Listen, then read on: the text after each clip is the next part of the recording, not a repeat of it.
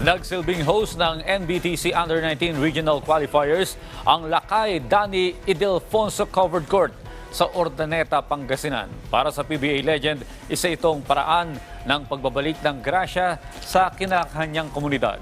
Si Rafael Bandayrel sa detalye.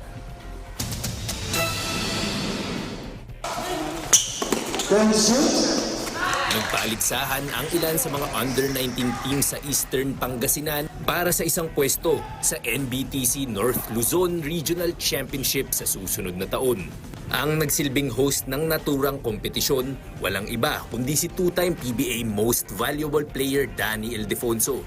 Bukod sa pagpapagamit ng sarili niyang covered court, sinagot din nila kay Dani ang tournament fee para sa mga kalahok na koponan.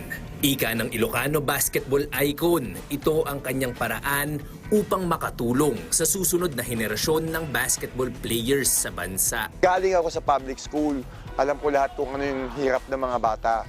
Alam ko yung mga estudyante, wala talagang, sorry to say, talagang walang support. Walang support din. Kaya sabi nga namin, buti na lang si Mrs. ko gusto din mga ganon. So, kaya ako nagtayo ng Dani Ildefonso Sports Foundation. Naging emosyonal din si Ildefonso nang ilahad niya kung bakit niya napagdesisyonang magpatayo ng sariling basketball court sa Urdaneta. Wala akong ibang share sa mga kababayan ko na basketball. Kaya nagpatayo ako ng sarili kong court para magawa ko yung gusto kong mangyari. And talagang ito, walang tulong sa iba. Akin lahat to.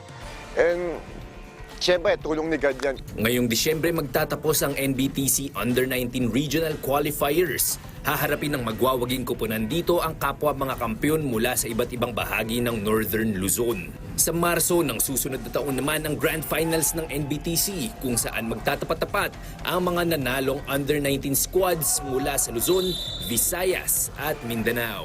Rafael Bandayrel, Rise and Shine, Pilipinas.